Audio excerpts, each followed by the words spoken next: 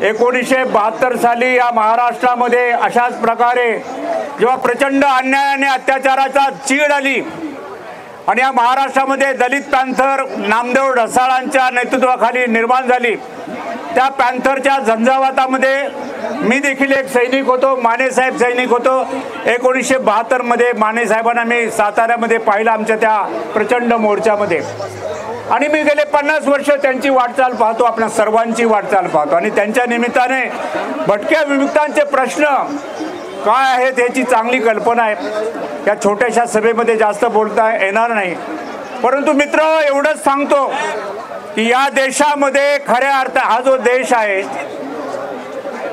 हा देश म्हणजे जातींचा समूह असलेला जातींचा देश आहे, आणि जातींची जी उतरंड आहे ही शिडीसारखी आहे। त्याच्यामध्ये आपल्या डोक्यावर असलेल्या ज्या शेकडो जाती आहेत, पण तशा जाती जवळजवळ 4000 म्हणतात, कोण 5000 म्हणतात, कोण 6000 म्हणतात। आपण अवतीभोवती पाहिलं तर आपण भटके विमुक्तच किती, मला वाटतं अनेक जाती आहेत, त्याची गणती करायला पाहिजे।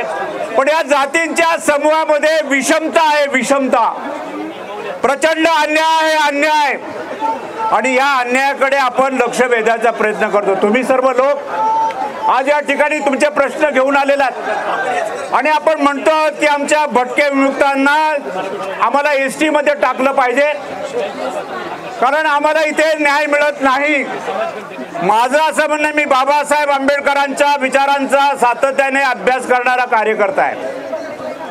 बाबासाहेब आंबेडकरांनी या देशाच्या या जातीच्या प्रश्नावर खरं म्हणजे अत्यंत अभ्यास करून एक अशी मांडणी केली होती की या देशाला जर तुम्हाला राष्ट्र करायचं असेल, राष्ट्र देश निर्माण करायचा असेल, देश, तर पहिल्यांदा या देशामधल्या असलेल्या जातींची समाज रचना नष्ट करून टाका। तुम्हाला आश्चर्य वाटेल, अरे जाती नष्ट करा, कारण या जातीने विषमता निर्माण केलेली आहे।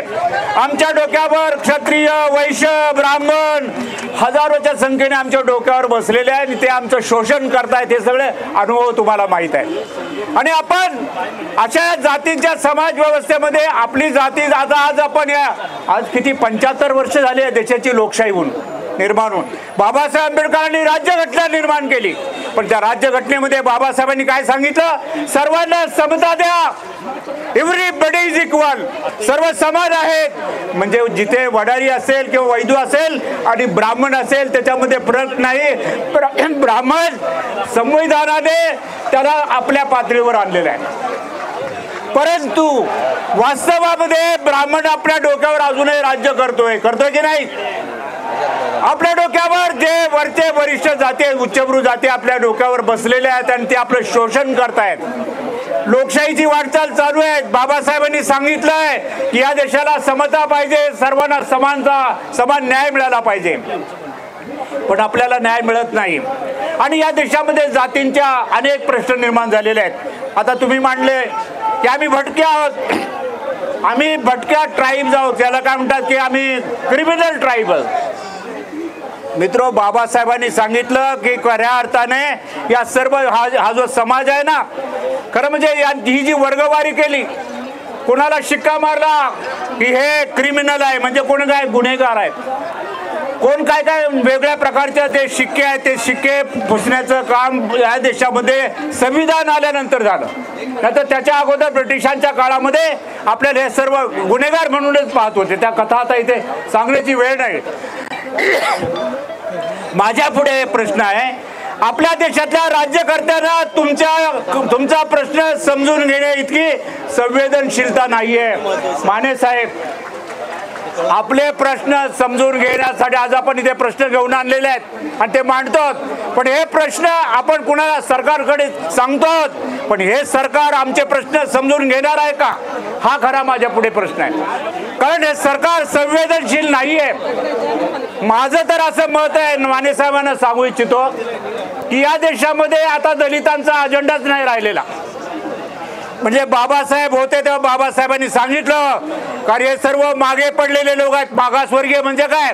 हे सर्व हे पुढारलेल्या समाजापासून मागे पडलेले लोक आहेत। यांना तुम्ही शिक्षण दिलं पाहिजे आणि त्यांना नोकऱ्या दिल्या पाहिजे, त्यांची आर्थिक व त्यांची प्रगती केली पाहिजे। आणि म्हणून रिझर्वेशन आल्या आणि या रिझर्वेशन दिल्या पाहिजे सांगितलं, परंतु आज आपण पाहतो की आम्हाला त्या रिझर्वेशन मिळत नाहीत. आणि तुम्ही तर आता आपण पाहतो गंमत काय, मराठे पण रिझर्वेशन मागायला लागले. राखीव जागा मराठे मारायला, ज्यांच्याकडे जमिनी आहेत, जे राज्यकर्ते आहेत, 4-4, 10-10 मुख्यमंत्री झालेले आहेत, पण ते त्यांच्या समाजाचे लोक काय म्हणतात की आम्हाला सवलती द्या, आम्हाला रिझर्वेशन द्या, आम्हाला आरक्षण द्या. 10-10 लाखांचा मोर्चा काढतात. 10 लाखांचा मोर्चा झाला म्हणजे त्यांचं काही न्याय असतं असं काही भाग नाही आहे. आमचा 100 लोकांचा जरी धरणं असेल तर सरकार जर संवेदनशील असेल तर 100 लोकांचं म्हणणंच न्याय आहे, याला पहिल्यांदा न्याय दिला पाहिजे सरकारने. परंतु असं सरकार आम्हाला आहे का याचा आपल्याला विचार करावा. मी राजकीय भाषण नाही करू इच्छित, परंतु बाबासाहेबांना अभिप्रेत असलेल्या या देशाचे लोकशाहीचे कर्ते करविते हे संवेदनशील असले पाहिजे, तरच मला असं वाटतं हा न्याय मिळेल. आज 70-75 वर्ष होऊन आमच्या वैदू समाजाला, आमच्या या भटक्या मिळत्यांना न्याय मिळत नाही. अजूनही त्यांची जगण्याची परिस्थिती, त्याच्यामध्ये सुधारणा होत नाही. याची जबाबदारी या देशाच्या शासनकर्त्यावर आहे. जे कोणी होऊन गेले त्यांच्यावर होती, पण त्यांनी ती पार पाडली नाही.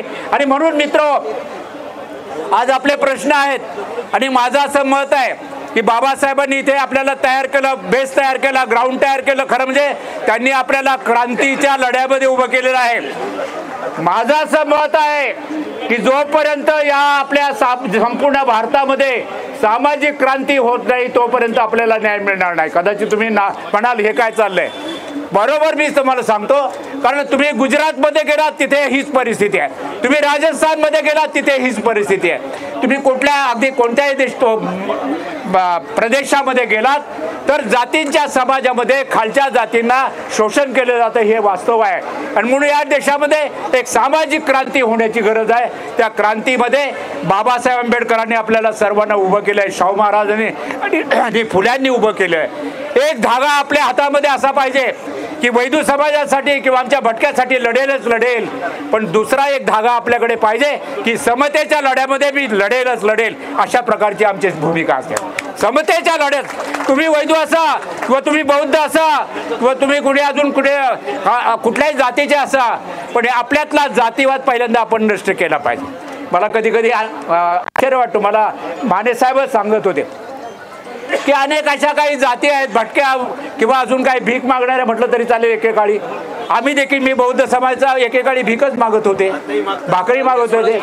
आजही काही जाती आहेत आजही भीक मागतात, पण आमच्या या मागासलेल्या जातीमध्ये भीक मागणाऱ्या जातीमध्ये एक जातीवाद कसा असतो. मी एक अध्यक्ष आहे महाराष्ट्राचा, आमच्या राष्ट्रवादी काँग्रेसच्या सामाजिक न्याय म्हणजे मागासलेल्या लोकांचा. एक दिवस शरद पवारांना आम्ही उपस्थित केलं आणि 10-15 जातींच्या लोकांना बोलवलं आणि त्याच्यामध्ये स्मशानभोगी नावाचा एक कार्यकर्ता आला आणि त्याला विचारलं, साहेबांनी त्याला विचारलं की अरे बाबा तुमचं नाव काय, नाव सांगितलं, म्हणजे तुमची जात कोणती, म्हणे स्मशानभोगी. मग तुम्ही गावामध्ये काय कसं नाही, आम्ही भीक पण मागतो म्हणे आणि कुठे जातो राहायला, आम्ही स्मशानात जातो. परंतु मग तुम्ही भीक मागताना महारामांगाकडे मागता का, म्हणजे अजिबात नाही. इतक्या घाबरून बोलला का रे जणू काही त्याला शिक्षा नाही, म्हणे महारामांगाकडे आम्ही नाही खात. म्हणजे ही एक प्रकारची जाती व्यवस्था, जातीची मानसिकता आमच्यामध्ये कशी निर्माण केली या लोकांनी की आम्हाला एकत्र ठेवलं नाही. आम्ही 4 भाऊ असू तर आम्ही 4 भाऊ एकत्र राहू शकत नाही. 4 वर्ण केले, ब्राह्मण, क्षत्रिय, वैश्य, शूद्र, आणि या शूद्रामध्ये हजारो लोकांना टाकलं.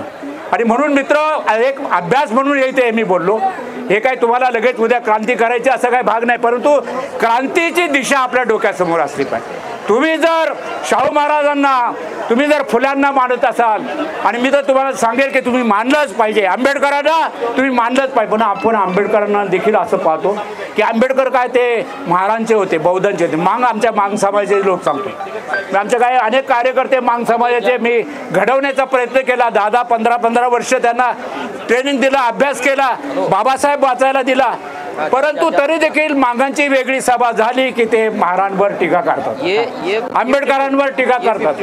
आंबेडकरांनी आमच्यासाठी काय केलं असं विचार. तर तुम्हाला मी सांगतो, आंबेडकर समजायला तुम्हाला आंबेडकर व्हावं लागेल.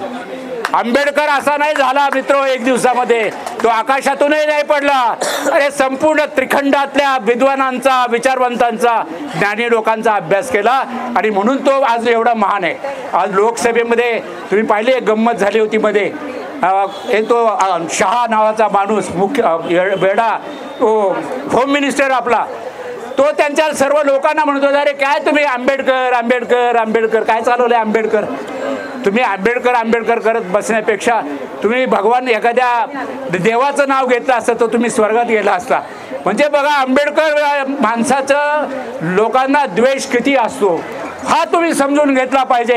या देशातले भटके विमुक्त अनुसूचित जातीचे सर्व जातींना जर खऱ्या अर्थाने पुढे जायचं असेल, नेता व्हायचं असेल, मुख्यमंत्री व्हायचं किंवा पंतप्रधान व्हायचं असेल किंवा समाजामध्ये ताट मांडण्याचं उभं राहायचं असेल तर तुम्हाला आंबेडकरांच्याच मार्गाने जावं लागेल हे मी तुम्हाला सांगतो. आंबेडकरांच्याच मार्गाने किती अभ्यास करा, अभ्यास करून मग माझ्याशी बोला. आम्ही तर शरद पवारांच्या बरोबर माने साहेब आणि मी भांडत असतो. तुम्हाला असं वाटत असेल माने साहेब आमदार झाले म्हणजे पवार साहेबांचं त्यांचं भांडण, आमदार झाल्यानंतर देखील माने साहेब भटक्यासाठी कसे भांडतात हे जयदेव गायकवाडांनी पाहिले. आणि मी देखील सर्वांसाठी लढताना भांडताना काय कसा भांडतो ते भांडणं आमचं वेगळं आहे. आमच्या गुलाब वागचौरेंना चांगलं माहीत आहे. आमचं जे भांडण आहे या देशाशी भांडण आहे आणि या देशातल्या राज्यकर्त्यांशी भांडण आहे. आपण इथे जे आलेलो आहोत इथे बसणं हे संकेत आहे सर्व समाजाला, महाराष्ट्रातल्या समाजाला कळेल की आमच्या भटक्या विमुक्ताचे लोक तिथे गेले आणि या महाराष्ट्र सरकारला त्यांनी निवेदन दिलं. परंतु हे निवेदन दिल्यानंतर त्याचा पाठपुरावा करू आणि त्यांनी जर काही केलं नाही तर त्यांना आपण पाय उतारा करायला लावू, त्यांना खाली खेचल्याशिवाय राहणार नाही अशी देखील मनामध्ये भूमिका. टाळ्या वाजवणार नाही कदाचित अनेक लोक. शेवटचं तर निश्चितपणे माझं असं म्हणणं आहे की आपलं राज्य आलं पाहिजे, ही भूमिका आपली पाहिजे. आपण बारीक आहोत, आमच्या छोट्या संघटना आहे, आमच्याकडे पैसे नाहीत, आमचा नेता गरीब आहे, तो आम्हाला जेवण देत नाही, मग कसं होणार. अरे तुम्ही पहिल्यांदा तुम्हाला माहिती आहे जगामध्ये ज्या क्रांत्या झाल्या, अलीकडेच मी फ्रेंच राजक्रांती वाचली. एकदा अशा काही गोष्टी घडून येतात. तुम्ही जर ठरवलं की आपण माने साहेबांच्या पाठीशी खरं उभं राहायचं एक दिवस तुमच्या आमच्या जीवनामध्ये क्रांतीचा दिवस येईल. एवढेच मी या ठिकाणी बोलतो आणि माझं थांबवतो. आणि माझा राष्ट्रवादी काँग्रेस पक्षाचा मी राष्ट्रीय सरचिटणीस म्हणून आपल्या सर्वांना पाठिंबा देतो आणि आंबेडकरी चळवळीचा कार्यकर्ता म्हणून या भूमिकेला मी पाठिंबा देतो. एवढंच बोलतो आणि जाण्याची परवानगी.